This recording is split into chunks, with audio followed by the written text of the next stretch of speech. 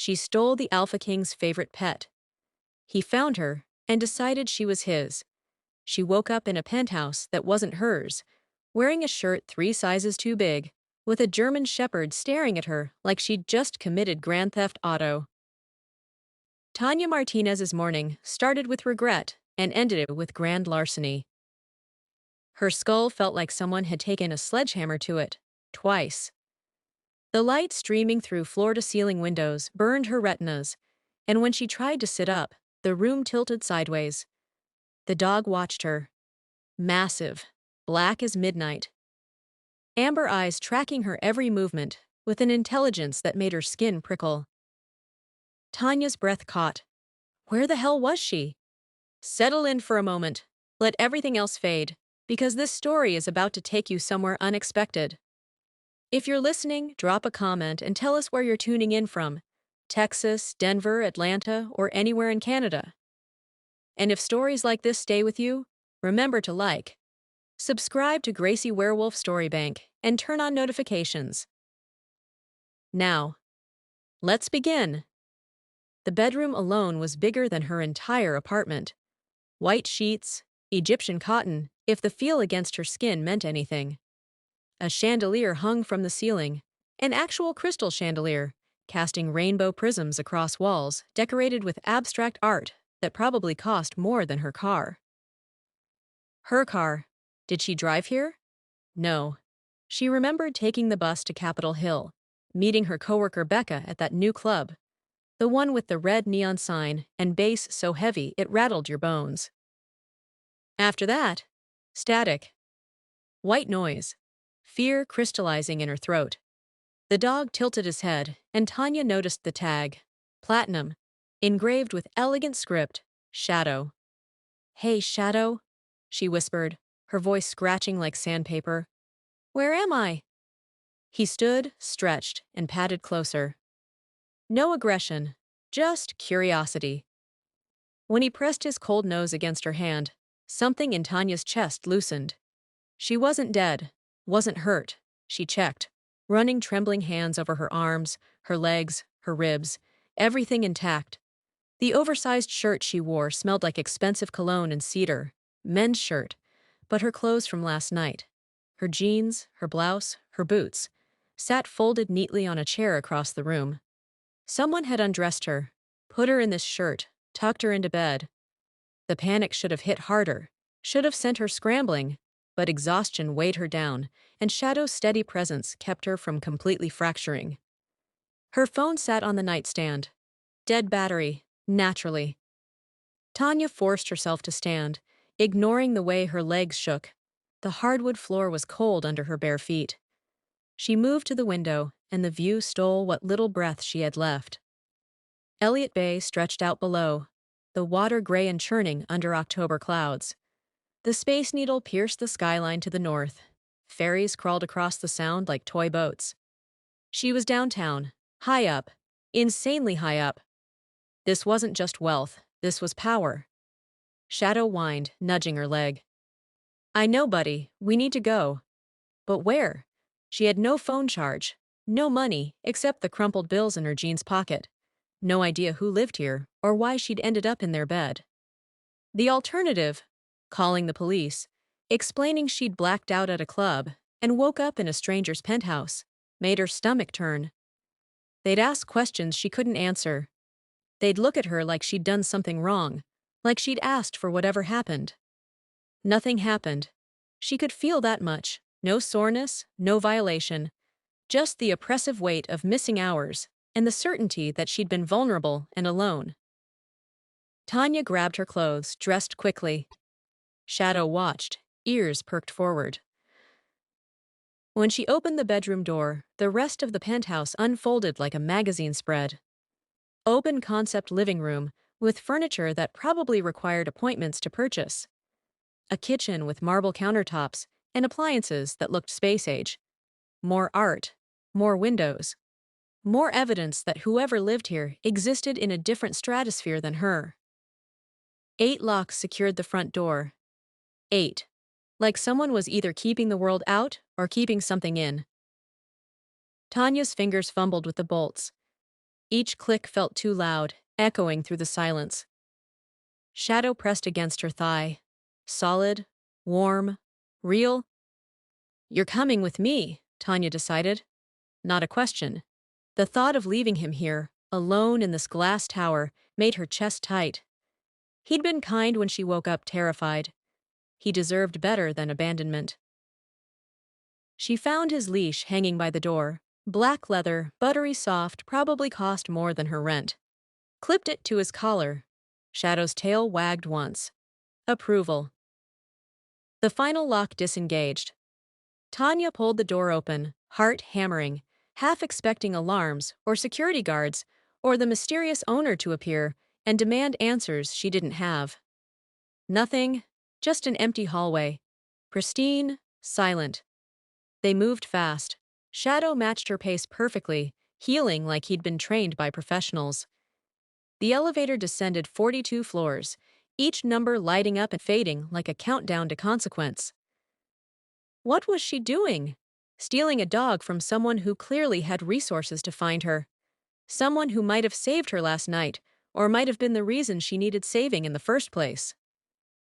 But Shadow chose to stay with her. When the elevator doors opened, he could have bolted back, could have barked, could have planted himself and refused to move. Instead, he walked beside her through the lobby like they'd done this 1,000 times. The attendant, older guy, bored expression, barely glanced up from his phone. "Morning, miss." Tanya's throat closed. She nodded, kept moving.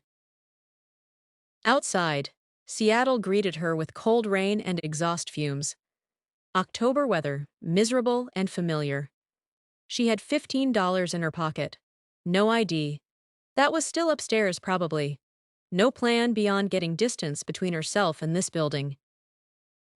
Shadow pressed his nose into her palm, and Tanya felt it again. That crack in her chest. That dangerous bloom of something like trust. "I'll take you back," she promised him, flagging down a cab with hands that wouldn't stop shaking. "I just need to figure out what happened first, then we'll fix this." The cab pulled up. The driver popped the trunk for nothing, they had nothing, and waved them in. Shadow jumped into the back seat like he owned it. Tanya slid in beside him, gave her Greenwood address, and watched the glass tower disappear behind them. She didn't know that 50 blocks south, in a corner office with a view that made hers look like a postcard, Thomas Orion was about to walk into his penthouse and discover his entire world had walked out on 4 legs. She didn't know he'd been searching for her his whole life. And she definitely didn't know that taking his dog was the best decision she'd ever make. Even if it felt like the worst. Chapter 2. Thomas Orion never panicked. He'd stared down hostile corporate boards in Tokyo without flinching. He'd crushed a rogue uprising in Portland with 3 pack members and a tactical plan executed in under 2 hours. At 23, he'd walked into his father's office, challenged him for pack leadership, and walked out as alpha before the old man's body hit the floor. Panic was for weaker men, men who hadn't learned to control the beast living under their skin. But when Thomas stepped into his penthouse at 6:15 on a Thursday morning and heard nothing, no click of claws on hardwood, no excited whine, no solid weight slamming into his legs, his chest constricted. "Shadow!" His voice echoed off the vaulted ceilings, bounced back at him, empty. Thomas dropped his briefcase, moved through the living room with predator speed, checking corners, checking the kitchen, checking the bedroom door stood open. He never left it open. The bed was a disaster.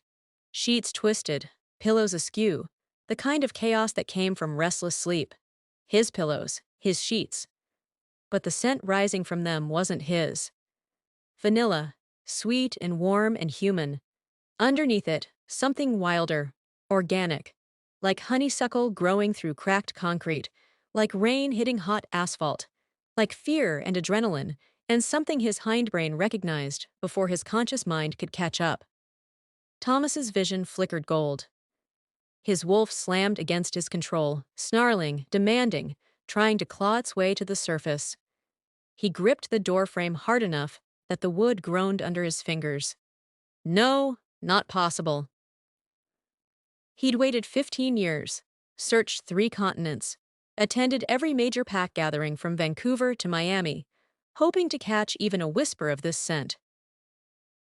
And she'd been here, in his bed, while he slept on the couch like an idiot. His phone vibrated. Luca's name flashed across the screen. Thomas answered before the first ring finished. "Tell me you have her." "We pulled security footage." Luca's voice carried that careful neutrality he used when delivering bad news. Female, mid-20s, brown skin, curly hair to her shoulders, she left the building on foot at 0547 with Shadow. Cab picked them up on Stewart Street 3 minutes later. The words hit Thomas like silver bullets. She took Shadow. His dog, his carefully trained, fiercely loyal German shepherd, who'd never so much as looked at another human with anything beyond professional indifference. "And you're just now telling me?" Thomas's voice dropped into the register that made pack members drop their eyes and back away. Pure alpha command, the kind that bypassed rational thought and went straight to the spine. "Sir, we didn't know she was unauthorized until—" "Find her." Each word came out precise, deadly. "Pull every traffic camera between here and wherever that cab went. Use our contacts at the city. Use our contacts everywhere. I want her name, her address, her employment history, and her current location in 20 minutes, or you're demoted to perimeter patrol." "Yes, Alpha." Thomas ended the call and turned back to the bed. Last night came back in fragments. He'd gone to Howell to meet with Garrett, the beta from the Cascade Pack, to discuss territory disputes along the I-5 corridor. Boring politics. Necessary politics. He'd been leaving through the back exit, avoiding the main crowd because the crowds made his wolf twitchy, when he'd heard it. A woman's voice, slurred, panicked. "I said no." 3 human males, mid-20s, reeking of cheap beer and cheaper cologne. They had her backed against the alley wall, her legs barely holding her upright. One of them had his hand on her arm. Thomas moved before thought caught up. The first male hit the dumpster, with enough force to dent metal. The second got Thomas's elbow in his solar plexus and went down gasping. The third actually tried to fight back. Pulled a knife, wild-eyed and stupid. Thomas broke his wrist, efficiently. The knife clattered to the wet pavement. "Leave, now. If I ever see you again, I won't be this gentle." They ran. The woman slumped against the brick wall, her eyes unfocused, her words tangled. "Need to. Home. Can't. Roofies." He could smell the chemical taint in her sweat. Hospital meant police. Police meant questions. Questions meant exposing things that couldn't be exposed. So he'd brought her here, carried her to his car. She'd mumbled something about buses and not having money, and driven her to the one place he knew was safe. His home. He'd put her in his bed because the guest room sheets weren't clean. He'd removed her boots, her jacket, nothing else. Covered her with blankets, left water and painkillers on the nightstand. And then he'd crashed on the couch, too wired to sleep properly, his wolf pacing restlessly inside his skull. He should have known then, should have recognized the way his body refused to settle, the way his senses stayed sharp and searching even in sleep. Thomas lifted the pillow she'd used, pressed it to his face, breathed in deep. His wolf howled. Not a sound, a feeling, a certainty that bypassed logic and latched onto something fundamental. Mate. The word reverberated through his bones. "No," Thomas said aloud. "That's not." But his hands were shaking. His vision kept bleeding gold at the edges. Every instinct he'd spent 35 years honing screamed at him to shift, to track her scent through the city, to find her and claim her and never let her out of his sight again. She'd been drugged, vulnerable, terrified. And the first thing she did when she woke up was run. Taking Shadow with her. His phone buzzed. Text from Luca. Address confirmed. Apartment complex on Greenwood Avenue. Sending coordinates now. Thomas grabbed his keys. Considered changing into something less formal than the suit he'd worn to this morning's 6 a.m. meeting. Decided against it. He had to see her, had to confirm what his wolf already knew. Had to understand why Shadow, his Shadow, trained to protect him above all else, had chosen to leave with a woman they'd known for less than 12 hours. The elevator ride down felt endless. His reflection in the polished steel showed eyes that couldn't quite hold human color. Teeth a fraction too sharp. Control. He needed control. By the time he reached the parking garage, Thomas had his breathing steady and his wolf leashed. Barely. His Audi roared to life. He peeled out onto Western Avenue, heading north. Greenwood, older neighborhood, working class, the kind of place where people minded their own business and nobody asked questions. The kind of place where a woman might wake up terrified and alone and decide that stealing a dog was her best option for safety. Thomas's grip tightened on the steering wheel. She didn't know, couldn't know, that the dog she'd taken was bonded to the alpha of the most powerful pack on the West Coast, that she'd walked out of his home carrying his heart in her hands without realizing it. That he'd been searching for her his entire adult life. That now he'd found her, he was never letting her go. The traffic light ahead turned yellow. Thomas accelerated through it. 20 minutes to Greenwood, less if he ignored speed limits. His phone rang. Iris, his assistant. "Your 9 o'clock is waiting in the conference room," she said without preamble. "The Nakamura deal needs your signature, and the board wants to reschedule next week's. Cancel everything." Silence, then. "Sir?" "Everything, today, tomorrow, until further notice." Thomas merged onto Highway 99, engine growling. "Personal emergency." "Understood." Iris had worked for him for 8 years. She knew better than to ask questions. "I'll handle it." He hung up. The city blurred past. Buildings, billboards, cars full of humans going about their ordinary lives, unaware that predators walked among them. Unaware that one of those predators had just found his mate. And she'd stolen his dog. Thomas almost smiled. Would have smiled if the situation weren't so precarious. Shadow had chosen her. His wolf had recognized her. The universe had dropped her into his lap and then let her walk away. Now he just had to find her, convince her she was safe, make her understand that running was pointless. She was his. Had been his from the moment she took her first breath. She just didn't know it yet. The GPS announced his turn. Thomas took it fast, tires squealing. 3 blocks, 2 blocks, 1. There. The apartment complex. 3 stories. Peeling paint. Cracked asphalt parking lot. Thomas pulled into a space and killed the engine. His wolf surged forward, eager, demanding. "Easy," Thomas murmured. "We don't want to scare her."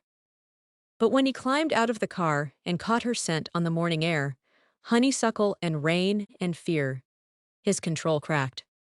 She was close. She was his. And the hunt was just beginning. Chapter 3. Tanya's apartment building looked worse in daylight than it did at midnight. 3 stories of water-stained concrete and rusted fire escapes. The kind of place where the elevator never worked, and the landlord responded to maintenance requests with silence. Graffiti tagged the brick. Territorial markings from kids who thought spray paint made them belong to something. After the penthouse, it felt like returning to Earth with a crash. Shadow growled the moment they stepped through the entrance. Low, guttural. His hackles rose. "Easy, boy." Tanya's hand found his head automatically.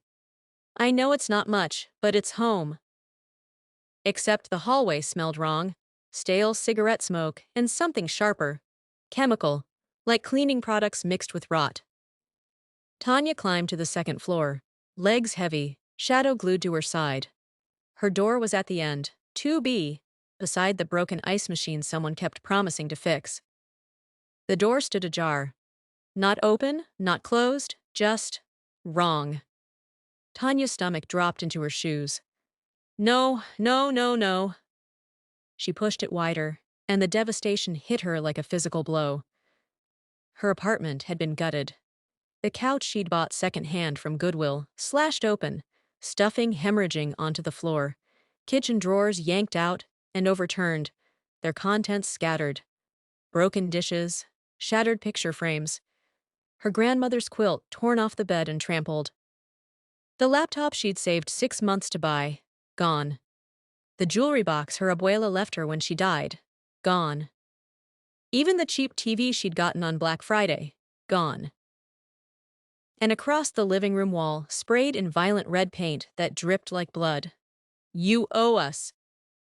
Tanya's knees went liquid. Shadow moved in front of her immediately, positioning himself between her and the apartment, teeth bared. They found me. Her voice came out strangled. The guys from last night. They must have followed me before, gotten my address. But that didn't make sense. She'd never seen those men before last night. Had she? The gaps in her memory yawned wider. What if they'd been watching her, stalking her? What if last night wasn't random but calculated? We can't stay here, Tanya whispered. The apartment door behind her slammed open. Tanya spun, heart exploding, Shadow's snarl vibrating through the floor, and there he was.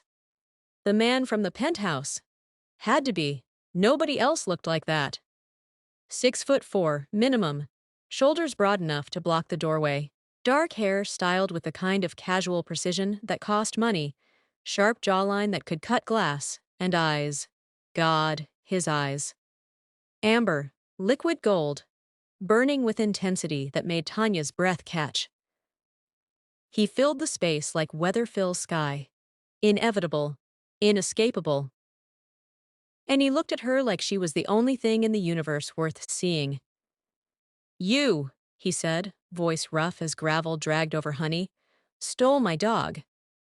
Shadow, the absolute traitor, abandoned his protective stance, trotted over to the man and sat at his feet, tail wagging, happy. Tanya's brain stuttered, trying to process. This is your dog? Shadow, yes. The man stepped inside, and the apartment shrank around him. Not physically, something else. Presence, power, the way certain people commanded rooms without trying. I'm Thomas Orion, and you broke into my home. I didn't break in. The accusation jolted her into coherence. I woke up there. I don't even know how I got there. Those guys last night, they put something in my drink, and then I handled them. Thomas's expression went dark, dangerous. 3 males, mid-20s, outside Howell and Capitol Hill. They're currently nursing broken bones and reconsidering their life choices. The casual way he said it, like breaking bones was a normal Thursday activity, should have terrified her. Instead, something warm unfurled in Tanya's chest. Relief, vindication. You saved me.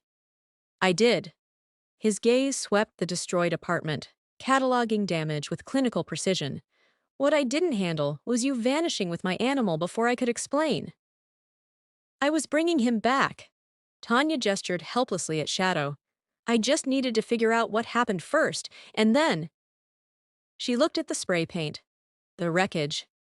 This. Thomas moved past her, examining the graffiti. His jaw tightened, muscles bunched under his shirt. When he turned back, his eyes had changed, still amber, but brighter, almost glowing. Who did this? I don't know. Tanya's hands wouldn't stop shaking. Those guys from last night, maybe? But why would they? I don't owe anyone anything. I don't gamble, I don't do drugs. I work at a coffee shop and barely make rent. This doesn't make sense. It makes perfect sense. Thomas's voice dropped. They marked you, drugged you. You escaped before they could finish. So they came here to send a message. The words landed like fists. They were going to. Tanya couldn't finish. Didn't want to give voice to it. Yes. Thomas's expression went arctic. But they didn't, and they won't, because you're coming with me. Tanya blinked. What? Pack a bag. You're staying in my penthouse under protection until this is resolved. The audacity of the statement, delivered like fact, not suggestion, sparked anger through her fear. I don't even know you. You know I saved you last night when 3 men had you cornered. You know Shadow trusts you, and he doesn't trust anyone. Thomas stepped closer, and Tanya caught his scent. Cedar, smoke. Something wild underneath, like pine forests and night air. You know these people will come back. And you know, whether you want to admit it or not, that you're safer with me than anywhere else. The terrifying part? He was right. This stranger, this Thomas Orion, with his burning eyes and casual violence, radiated danger, but not toward her. Every instinct she had screamed that he was dangerous for her, not to her. Which made no sense. People didn't protect strangers, didn't offer their homes, didn't look at women they'd just met like they were precious and breakable and worth guarding. This isn't a request, Thomas added. His voice carried weight that bypassed her brain and went straight to her spine. Authority, command. These men know where you live. They've made their intentions clear. You stay here, you die. You come with me, you live. Choose. Tanya looked at her demolished apartment, at the threatening message, at Shadow, who'd positioned himself between her and the door like a furry security system. At Thomas, who waited with predatory patience for her answer. 2 days, she heard herself say. Just until I figure out what to do. File a police report, get new locks, something. 2 days, Thomas agreed. But the way he said it, with satisfaction flickering in those impossible eyes, told her he was lying. They both were. This thing crackling between them, this magnetic pull that made the air feel charged, wasn't going to resolve in 2 days. Tanya grabbed her duffel from the closet, miraculously untouched, and started shoving in clothes. Jeans, shirts, underwear, toothbrush, the essentials. Thomas watched from the doorway, tracking her movements with unsettling focus.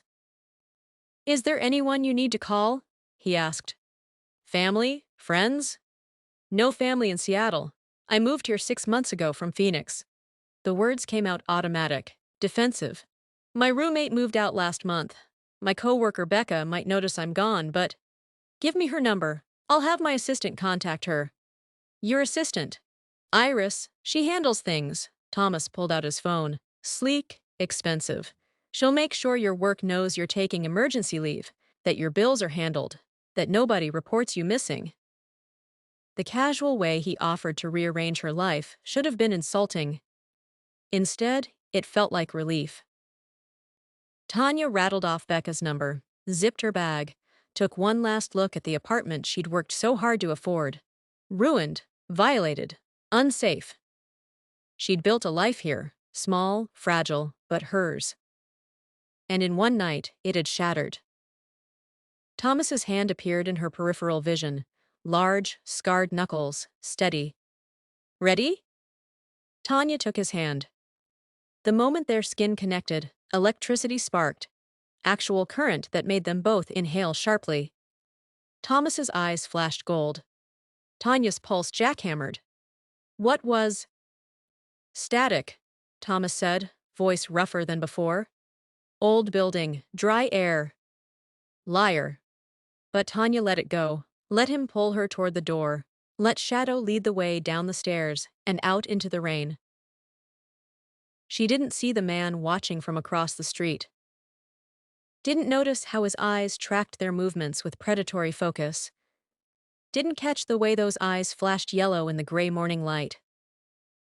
But Thomas did. His hand tightened on hers, protective, possessive. And when they climbed into his Audi, all leather and new car smell and wealth, Tanya felt it settle over her. The certainty that her life had just changed. That 2 days was a lie. That Thomas Orion wasn't letting her go. And the most dangerous part? She didn't want him to. Chapter 4. Living with Thomas. Orion was like living inside a controlled wildfire. Day 1. Tanya woke to sunlight streaming through floor-to-ceiling windows and the smell of bacon frying. For 3 disoriented seconds, she forgot where she was. Then memory crashed back. The destroyed apartment, the threatening message, Thomas's amber eyes promising protection she didn't understand. She found him in the kitchen, dressed in charcoal slacks and a white shirt with the sleeves rolled to his elbows, flipping eggs with professional efficiency. Shadow lay sprawled across her feet under the guest room bed, like he'd appointed himself her personal security detail. "You cook?" The words came out accusatory. Thomas glanced over his shoulder. "You sound surprised. Billionaire CEOs don't usually make breakfast." "I'm not most billionaire CEOs." He plated the eggs alongside bacon, toast, and fresh fruit, arranged with the kind of precision that suggested either obsessive tendencies or professional training. "Coffee's fresh. Cream is in the fridge if you need it." Tanya padded into the kitchen, hyper-aware of how her borrowed pajamas, his pajamas, soft cotton that smelled like cedar, hung loose on her frame. "I don't expect you to cook for me." "You're a guest. It's basic courtesy." He set the plate in front of her at the island, then leaned against the counter with his own coffee, watching, always watching. "Most kidnappers don't provide room service." His mouth twitched, almost smiled. "Most victims don't steal the kidnapper's dog first." Fair point. The eggs were perfect. Tanya ate in silence, feeling his attention like heat against her skin. When she finished, Thomas was already clearing the dishes, moving through his kitchen with the kind of familiarity that came from routine. "I have meetings today," he said. "Iris will be here by 9. She'll help with whatever you need. Don't answer the door for anyone else." "I'm not a prisoner." "No, you're someone being hunted." He turned to face her fully, and the intensity in his gaze made her breath catch. "Until we find who spray-painted that threat in your apartment, you stay here, safe." Day 2 arrived with Iris. Thomas's assistant was a woman in her 40s, with steel-gray hair pulled into a severe bun, designer glasses that probably cost more than Tanya's car, and an expression that suggested she'd seen everything and been impressed by none of it. She swept into the penthouse at precisely 9 a.m., carrying a leather briefcase and looking at Tanya like she was an unfortunate stain on expensive upholstery. "Miss Martinez." Iris's voice matched her appearance, crisp, professional, cold. "Mr. Orion has asked me to assist with your documentation." She opened the briefcase. Inside, a new driver's license with Tanya's photo and correct information, 3 credit cards with Tanya's name embossed in gold, and a phone, latest model, already set up. Tanya stared. "How did you—" "Mr. Orion has resources." Iris's tone suggested the conversation was over. "The cards are linked to an account he's established for your use. PIN codes are in the phone. Your employer has been notified you're taking emergency family leave. Your landlord has been paid through the end of the year." "Wait, what? I can't accept—" "You can and will." Iris stood, snapping the briefcase closed. "Mr. Orion insists. If you have concerns, take them up with him." She left in a cloud of expensive perfume and disapproval. Tanya looked at the documents spread across the coffee table, at the phone that probably cost 3 months of her rent, at Shadow, who'd watched the entire exchange with what looked suspiciously like amusement. "Your boss is insane," she told the dog. Shadow's tail thumped once. Agreement or dismissal, Tanya couldn't tell. Thomas returned that evening with Thai food and an expression that dared her to argue about the credit cards. Tanya argued anyway. "I can't let you pay my rent." "You're not letting me. I already did." He unpacked containers of pad thai and green curry with the same methodical precision he applied to everything. "Your apartment isn't safe. You can't go back.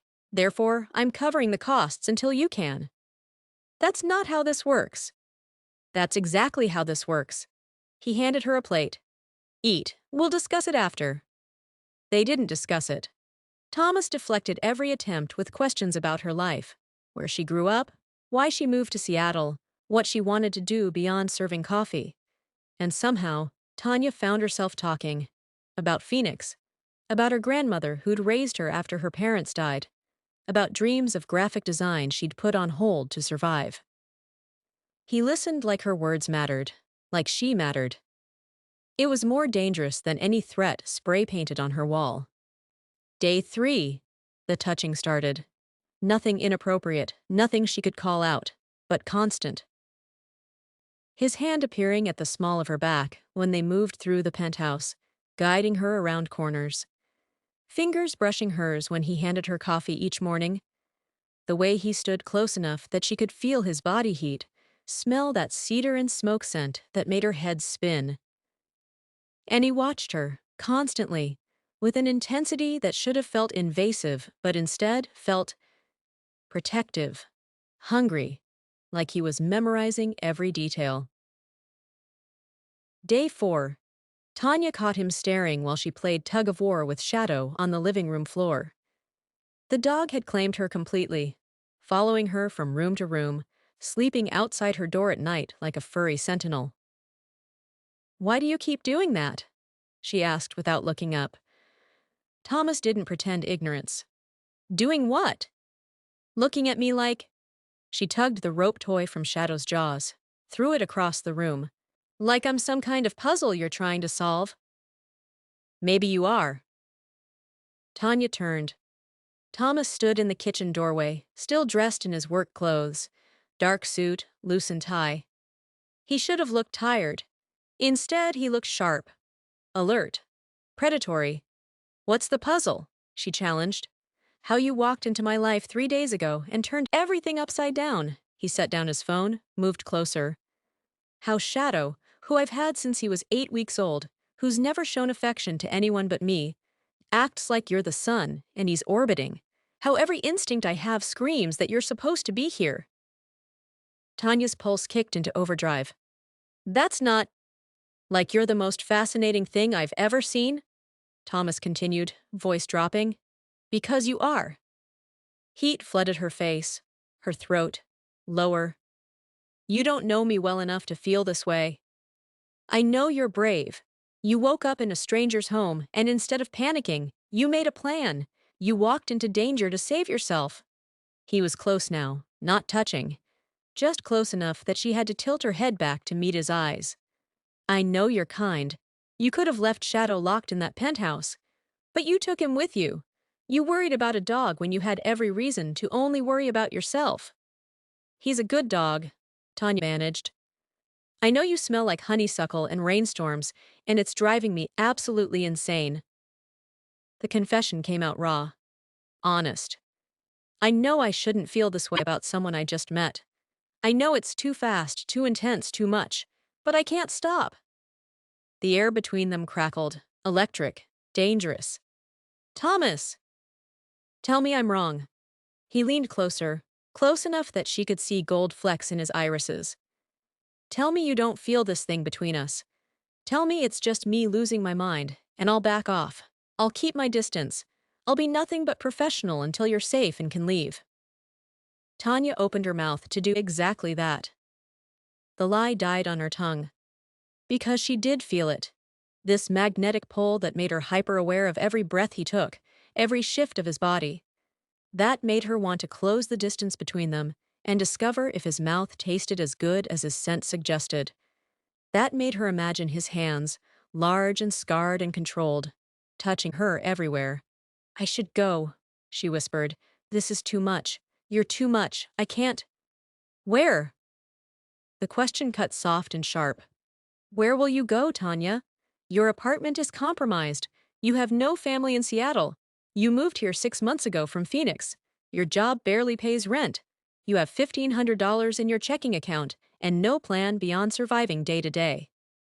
The fact that he knew all that should have scared her. Instead, it felt like being seen. Really seen. For the first time in years. "Stay," Thomas said quietly. "Let me protect you. Let me help." "Why?" The question burst out. "Why do you even care?"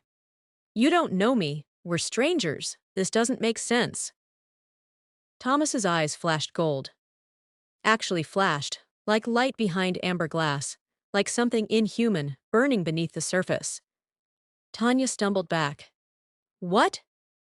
The living room window exploded inward in a shower of glass and violence. Shadow's snarl turned savage. Tanya screamed, and three massive shapes poured through the opening. Too large to be dogs, too fast to be human, muscles bunching under fur that ranged from gray to black to rust brown. Wolves. Actual wolves. In the penthouse. Their eyes glowed yellow in the afternoon light, focused with predatory intensity directly on Tanya. Thomas moved faster than physics allowed, putting himself between her and the beasts. His body shifted, not fully, but enough. Bones cracking, muscles expanding. When he spoke, his voice came out layered. Human and something else.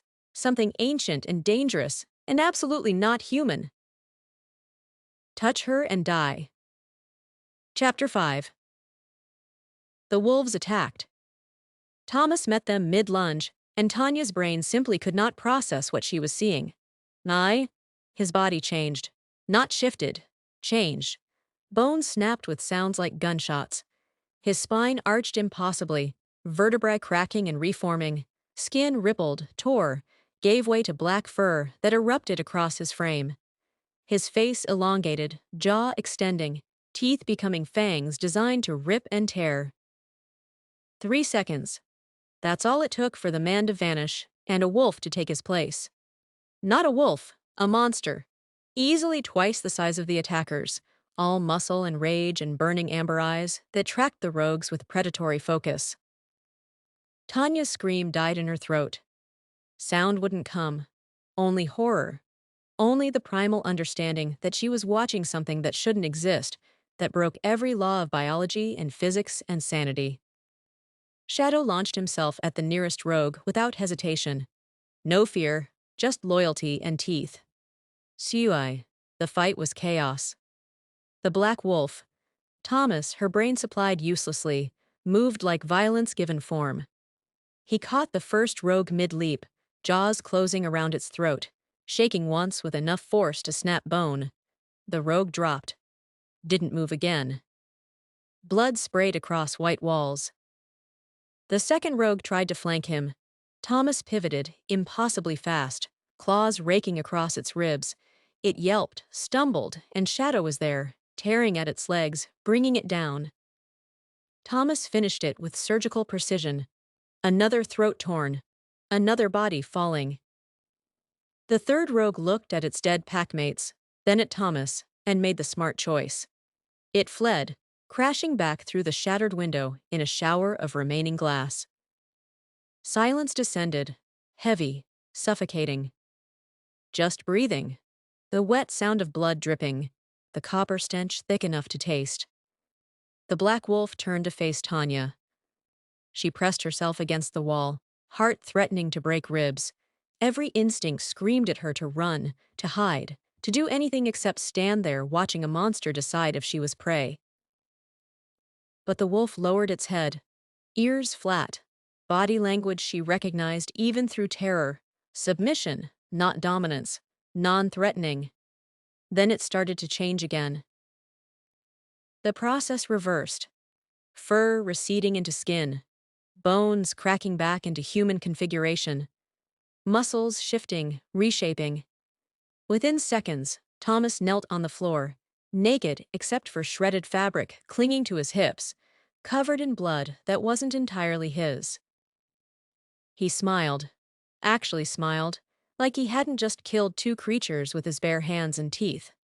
"Well," he said, voice rough as broken glass, "that's not how I planned to tell you." Tanya's knees gave out. She slid down the wall, landing hard on the floor.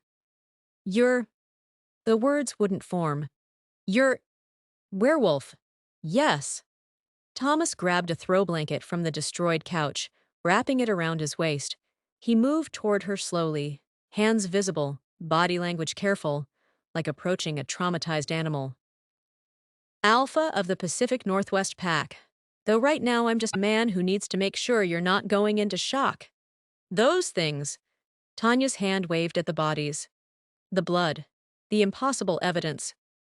Rogues. Werewolves without pack allegiance. They hunt alone or in small groups. Someone sent them. Thomas's expression went granite hard. Someone who knows you're here. Who knows what you mean to me. Shadow trotted over, pressing his blood-spattered head against Tanya's palm. Still just a dog, still loyal, still somehow the most normal thing in this nightmare. I need to leave. The words came out mechanical, shock settling in, turning her thoughts sluggish. I'm putting you in danger. They came here because of me. You almost died because… Tanya. Thomas knelt in front of her, close but not touching. Listen to me. You're not leaving. You're not putting me in danger. I've been killing rogues since I was 16. You're not the problem. You're the target. And that means you stay here, where I can protect you. Why? The question exploded out of her. Why do you even care? You don't know me. We met 3 days ago. This doesn't make sense. None of this makes sense. Thomas's eyes met hers. Amber bleeding to gold. Inhuman, beautiful, terrifying.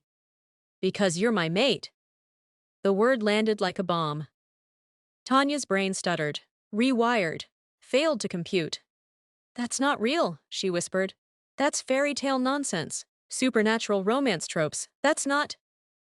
Is it? Thomas gestured at the carnage around them. You just watched me shift into a wolf. Shadow, a normal German shepherd, just helped me kill 2 rogues. What part of your reality is still holding up right now? Fair point. God, fair point. Tanya's hands shook. Her whole body shook. Mates. That's like soulmates. The person you're meant to be with. Forever. Yes. Thomas's voice gentled. Every alpha dreams of finding their mate. Most search their entire lives and never do. Some die alone. Some settle for political matches that mean nothing. He leaned closer, careful, controlled. I've been looking for you for 15 years. Since I became alpha. Since I understood what the bond meant. And then you showed up in an alley, terrified and drugged and fighting, and your scent hit me like lightning. Honeysuckle and rain and home. You barely know me. I know enough. His hand hovered near hers, not touching, offering. I know my wolf recognized yours, even though you're human. I know Shadow, who I've had since he was a puppy, who's never shown affection to anyone but me. Looks at you like you hung the moon. Animals don't lie, Tanya. They don't perform. Shadow knows what you are, what you mean. What am I? Mine. The possessiveness in his voice should have been frightening. My mate. My responsibility. The person I've been waiting for my entire life. Tanya stared at his outstretched hand. Strong. Scarred along the knuckles. Covered in drying blood that might be his, or might be the rogue's, or might be both. The hand that had just torn out throats. The hand that was shaking, ever so slightly, waiting for her acceptance. I need time, Tanya breathed. I need to process this. I need… time, space, answers, whatever you need. Thomas's voice dropped to something achingly gentle. But take it here, where I can keep you safe, where those rogues can't reach you, where whoever sent them can't finish what they started. Why would anyone want me? I'm nobody. I serve coffee for $9 an hour plus tips. I live in an apartment with broken heating. I'm drowning in student loans from a degree I never finished. I'm nobody. Thomas's expression turned fierce, feral. Gold bled completely into his irises. You're not nobody. You're everything. You're mine. And I destroy anyone who touches what's mine. The declaration should have terrified her. Should have sent her running. Instead, heat bloomed low in her belly. Safety, protection. The certainty that this man, this monster, would burn the world down before letting harm reach her. Thomas. Too much? He started to pull back, giving her space. I know it is. I know this is insane. Let me call Iris. Get this cleaned up. Get you somewhere you can breathe, and then we'll talk. I'll explain everything. Pack politics, mate bonds, why rogues are hunting you, all of it. But before he could stand, Tanya's hand shot out and caught his wrist. His skin was hot, fever warm, electric where they connected. Wait! Her voice came out smaller than intended, vulnerable. Just stay close, please. I don't want to be alone right now. Thomas's entire body went still. Then the smile that spread across his face could have powered Seattle for a week. Always, he promised, for as long as you'll let me. He settled beside her on the floor, back against the wall, close enough that their shoulders touched. Shadow wedged himself between them, head on Tanya's lap, and for several minutes they just sat there in the wreckage. Two dead wolves cooling on the floor. Glass glittering in afternoon light, blood drying on expensive furniture. And Tanya's world, irrevocably shattered, being rebuilt into something stranger and more dangerous and somehow more real than anything she'd known before. "You're really a werewolf," she said finally. "Really? And I'm your mate. Really? And someone's hunting me." Thomas's hand found hers, laced their fingers together. "Yes, but they'll have to go through me first, and I promise you, Tanya, they won't survive the attempt." The certainty in his voice should have been arrogant. Instead, it was just fact. Outside, Seattle continued its normal day. Cars honking, people living ordinary lives. Unaware that monsters walked among them. Unaware that one of those monsters had just found his mate. And would kill anyone who tried to take her away. Chapter 6. The next week burned through Tanya's life like wildfire through dry grass. Thomas kept his word.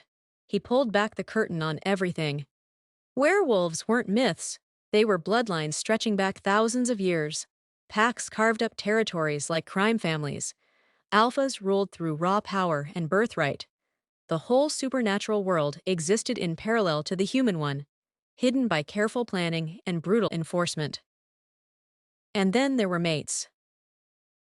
"It's biology on steroids," Thomas said one night over takeout. They'd fallen into a rhythm. Dinner, conversations that stretched past midnight. Shadow sprawled between them like a furry chaperone. "Your wolf recognizes the one person who completes your DNA. Their scent hits different. Their heartbeat syncs with yours. Fighting it is like fighting gravity." Tanya stabbed at her lo mein. "Sounds romantic." "Sometimes it's a nightmare." Thomas's jaw tensed. "I've seen mates who despise each other.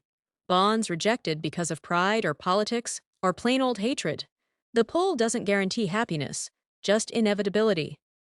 "So what happens when it works?" He looked at her then, really looked, and Tanya felt that invisible thread between them pull taut. "When it works," he said quietly, "nothing else matters. Not power, not territory, just them." She should have felt trapped, should have resented the idea that biology made choices for her. Instead, she felt her walls crumbling. Because she did feel it, in the way tension drained from her shoulders when he walked into a room, in how nightmares lost their teeth when she knew he was 20 feet away, in the electric current that jumped between them every time their hands brushed, reaching for the same water glass. She was falling, free falling into something that should have terrified her. The problem? Her human body made her a liability. The attacks came faster. Tuesday. Rogues breached the building's loading dock. Thomas's security intercepted them 3 floors down. Thursday. A car exploded in the parking garage. Thomas's team had swept it hours earlier, found the bomb, detonated it safely in a blast containment unit. Saturday. Someone slipped a phone into her gym bag. It buzzed with messages before Thomas crushed it under his heel. "She's wasted on you. The Omega belongs to stronger blood. We're coming for what's ours." "Why do they keep calling me that?" Tanya demanded after the 6th message. "Omega. What does it mean?" Thomas and Iris went silent. That particular silence that meant bad news. "Out with it," Tanya snapped. Thomas dragged a hand through his hair. 1 in 10,000 humans carries dormant wolf genetics, ancient bloodlines, buried DNA that never quite activated. They're called omegas, not shifters, but not fully human either. Tanya's stomach dropped. And? They're fertile with shifters, can strengthen pack bloodlines, produce alpha heirs even without shifting themselves. His expression turned granite. Which makes them targets. Targets for what? Trafficking rings, black market auctions, forced breeding programs. Iris's voice went flat. It's illegal under pack law, but enforcement is spotty, especially when powerful alphas are involved. The words landed like punches. People collect us? Tanya's voice came out strangled. Like livestock? Over my dead body. Thomas's eyes flashed gold. I'm calling in my beta and 4 enforcers. They arrive tomorrow. This stops now. That night, sleep was impossible. Tanya ended up on the balcony, shadow pressed against her legs, staring at Seattle's lights bleeding across Elliott Bay. The city looked peaceful from up here, oblivious. She heard Thomas before she saw him. He'd developed this sixth sense for when her thoughts turned dark. Can't sleep? He settled beside her, close enough that their shoulders touched. I keep thinking about what I've stepped into. Tanya pulled her knees up. What if I'm not cut out for this? Your world is violence and territory, and people who want to buy me like property. I'm nobody. A paralegal who got jumped in an alley. Stop. Thomas's hand found hers. You survived a predator attacking you. You held it together through a kidnapping. You learned werewolves exist and didn't run screaming. You're tougher than half the wolves I know. But I'm human, breakable. You need someone who can stand beside you, not someone you have to protect every second. Tanya. He turned her face toward him, his touch achingly gentle. You're not a weakness. You're the only thing that's made me feel human in decades. The kiss happened before thought could interfere. His lips met hers tentatively at first, asking permission. Tanya answered by threading her fingers through his hair and pulling him closer. Thomas made a sound low in his chest, half growl, half surrender, and deepened the kiss, one hand cradling the back of her head, while the other splayed across her lower back. He tasted like coffee and cinnamon and something wild she couldn't name. She couldn't get close enough. When they finally pulled back, gasping for air, Thomas rested his forehead against hers. I love you. The words came out rough, raw. I know that's insane. We've known each other a week, but I've loved you since I caught your scent in that alley, and my wolf recognized home. Tanya's chest cracked open. I think I love you too, which is completely. Shadow's growl cut through the moment like a blade. Low, guttural, the kind of sound that raised every hair on Tanya's neck. They both turned. The balcony door stood wide open. Neither of them had opened it. And standing in the penthouse, backlit by soft interior lighting, was a woman Tanya had never seen before. Stunning in that cold, angular way that didn't invite warmth. Dark hair pulled back severely. Tailored black suit that probably cost more than Tanya's car. And eyes. Amber eyes that glowed with the same predatory light as Thomas's. She held a gun, pointed directly at Thomas's head. Hello, baby brother. Her voice dripped acid and honey. Long time. Thomas went absolutely still, the kind of stillness that preceded violence. Celine! The woman's smile could have cut glass. Surprise! Now step away from the Omega, or I put a silver bullet through your skull and take her anyway. Chapter 7. Tanya's brain stuttered over the words. Alpha superior? What is that? She thinks she owns me. Thomas cut in, voice ice cold. He moved, smooth, calculated, positioning his body between Tanya and the gun barrel. She's wrong. Celine's laugh could have stripped paint. Father handed me the Western Territories on his deathbed, every inch from Vancouver to San Diego. Seattle's mine, little brother, which makes every wolf breathing this air mine too. including you.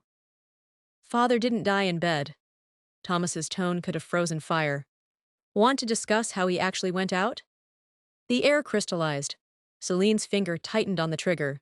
You're skating close to treason. You gutted him for his territory, then disappeared for 3 years while the pack bled. Thomas didn't blink. You don't get to show up now and pretend you have authority. I don't pretend anything. I hold the blood right. Celine's gaze slid to Tanya like a butcher assessing meat. And I'm claiming the Omega. She'll bring $500,000 at the Vancouver auction house. Maybe more if she's untouched. That buys me California. The words hit Tanya like physical blows. You're going to auction me off? It's economics, honey. Supply and demand.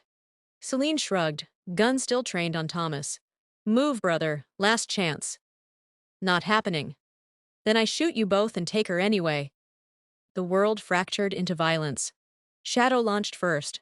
130 pounds of loyal fury going straight for Celine's throat. Thomas shifted before he hit the ground. 1 second human, the next a massive black wolf colliding with his sister mid-transformation. The gun discharged. Once, twice. Silver rounds punching holes through drywall where Thomas's skull had been heartbeats earlier. Tanya ran. Not for the door, for the panic button Thomas had installed by the kitchen, the one wired directly to his security team's comms. She hit it with her full palm. Alarm shrieked through the penthouse. Behind her, wolves tore into each other with everything they had. Teeth met flesh, claws raked hide. Brother and sister fighting like they'd been waiting years for this.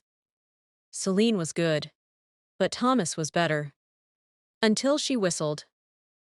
3 more rogues crashed through the balcony door. Fresh muscles, rested reflexes, silver caps on their claws that caught the light like knives.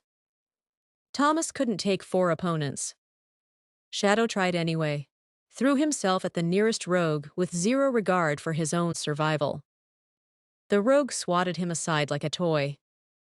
Shadow hit the wall and dropped, limp. Shadow! Tanya's scream ripped out of her chest. Thomas's howl answered. Pure agony mixed with rage so thick it tasted like copper.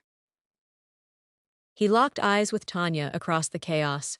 Still wolf-formed, still bleeding, but human intelligence blazing through. The message was clear. Get out, run, live. Tanya had spent her whole life running. From bad relationships, from her family's expectations, from the man in the alley. She was done running. The fireplace poker was iron. Heavy, solid, real. She grabbed it with both hands and swung at the rogue, advancing on Shadow's unconscious body. Metal connected with skull. The sound was sickening and satisfying all at once. The rogue wheeled on her, lips peeling back from teeth designed to kill. Thomas snapped. The power that detonated from him wasn't metaphorical. It was physical force, a shockwave of alpha dominance that drove every wolf in the room to their knees. Necks bent, heads bowed, submission forced from rogues who didn't even belong to his pack. Celine hit the floor hard, fighting the compulsion with everything she had. Enough! Thomas's voice came out layered, human words wrapped in wolf authority. He shifted back to skin, standing naked and blood-soaked, and absolutely terrifying. This is my city, my territory, my mate, and you're finished here. He took 1 step towards Celine, then another. Celine Orion, I invoke blood right challenge, leadership of the Pacific Northwest Pack. Here, now, no seconds, no witnesses, no mercy, fight me to the death or walk away. Celine's face drained white. You can't challenge during a... I can challenge whenever I want. That's what happens when you bring violence into my home. Thomas's smile belonged on something with more teeth. So what's it going to be, big sister? You want the territory this bad? Take it from me. 30 seconds of silence. Tanya could hear her own heartbeat. Could see Thomas swaying on his feet, blood loss catching up to him. Could feel the weight of the poker still clutched in her white-knuckled grip. Celine snarled, more frustrated child than Alpha Wolf. This isn't finished. Yeah, it is. I'll come back. I'll bring an army. You'll die trying. Thomas didn't blink. Get out of my territory. You've got 60 seconds before I stop being reasonable. Celine fled. Her rogues scrambled after her, tails literally between their legs. The second they cleared the door, Thomas's knees buckled.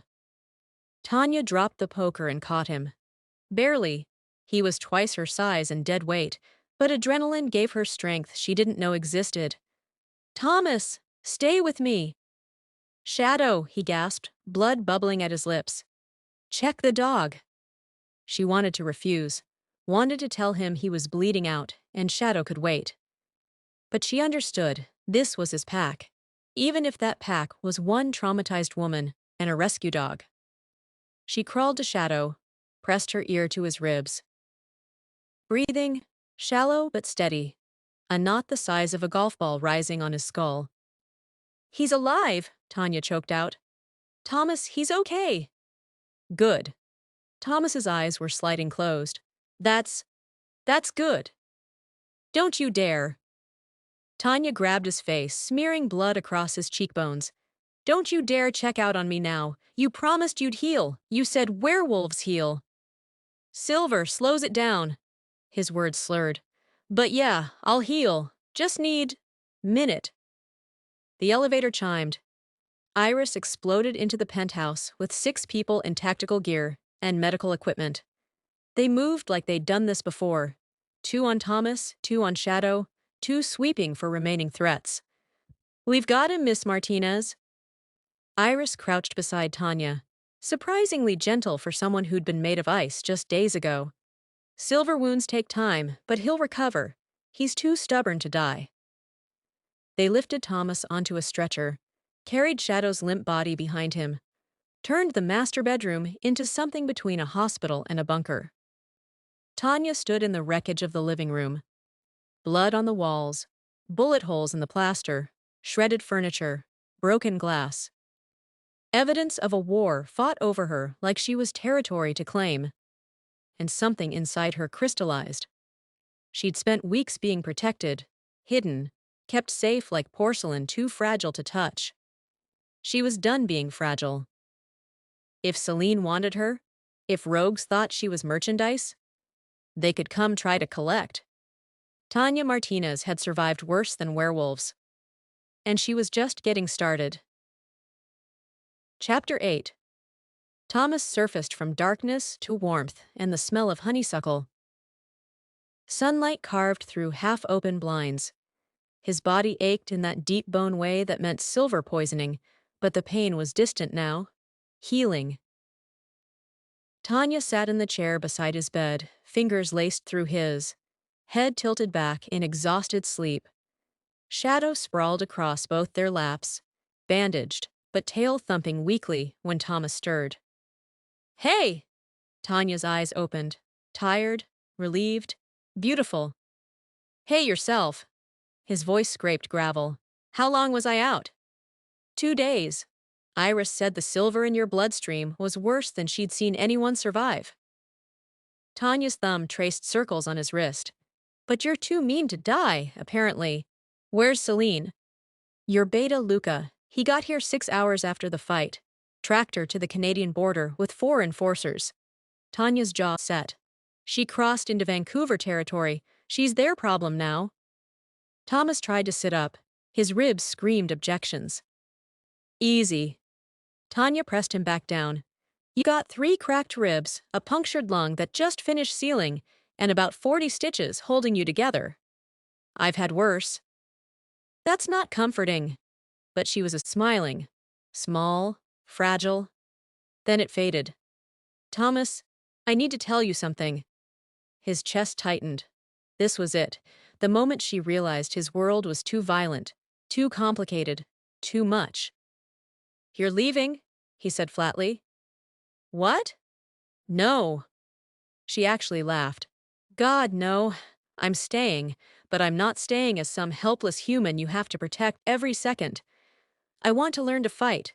Real combat training, not just gym classes. I want to understand pack politics and territory law and how this world actually works. And I want... She took a breath. I want to complete the mate bond, if that's still what you want. Thomas forgot how to breathe. If that's what Tanya. He caught her face in both hands, ignoring the pull of stitches. I have wanted you since the second I caught your scent. I will want you when the city is dust and the sun burns out. But you need to understand what you're asking. Once we complete the bond, you're pack. You're mine in every way that matters. Legally, supernaturally, permanently. There's no trial separation in wolf culture. No divorce, no takebacks. Good. She climbed onto the bed, careful of his injuries, and settled into his lap. Because I don't believe in quitting. I believe in stubborn paralegals who steal dogs and accidentally fall for werewolf alphas who are too noble for their own good. Alpha, he corrected, grinning despite the pain. Not king. You're my king. She leaned in, lips hovering just above his.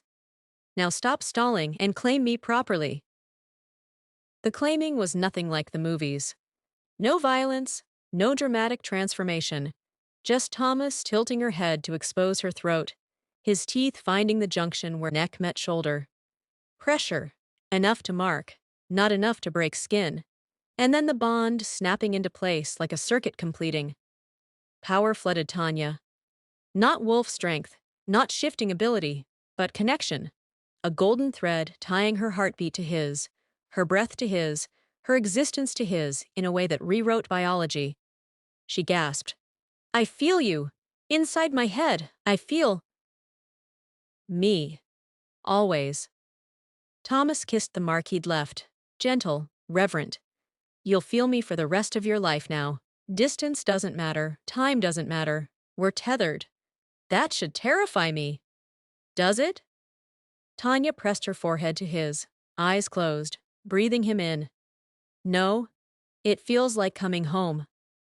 Shadow barked once, sharp, approving, and wedged himself between them like a furry chaperone demanding attention. They both laughed. The sound felt like medicine.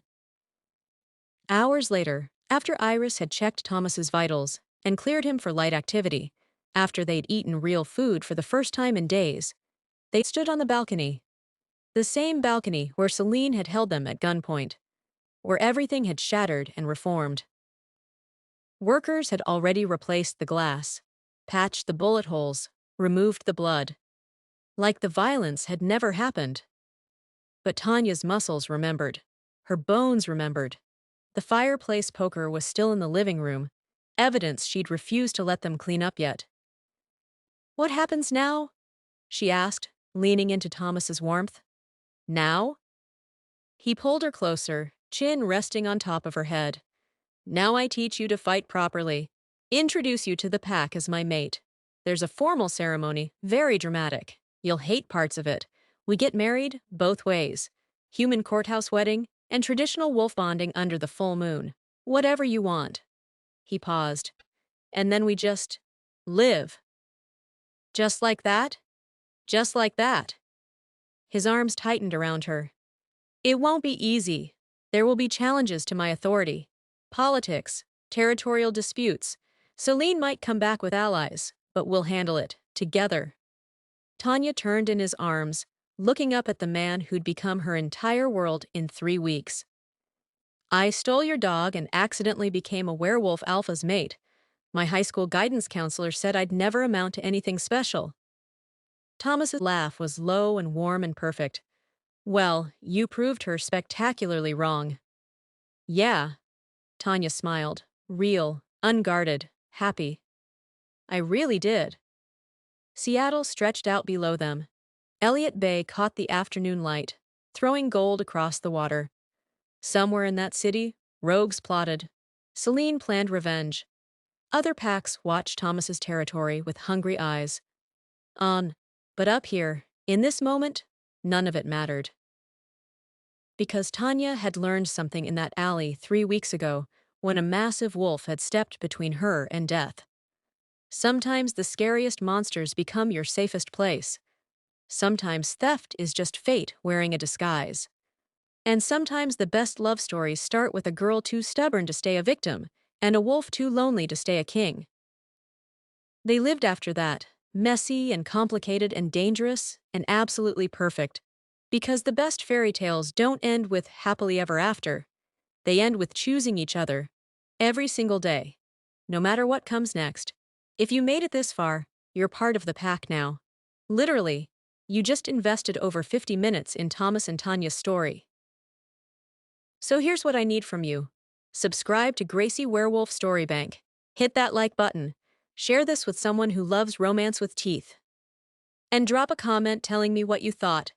Did you see the Celine twist coming? Do you want a sequel about Shadow's perspective? Tell me where you're watching from. Are you in Georgia, Washington, Nevada, Alaska? Because we've got more stories coming, more alphas, more mates, more romance that'll make you forget the real world exists. Until next time, stay wild.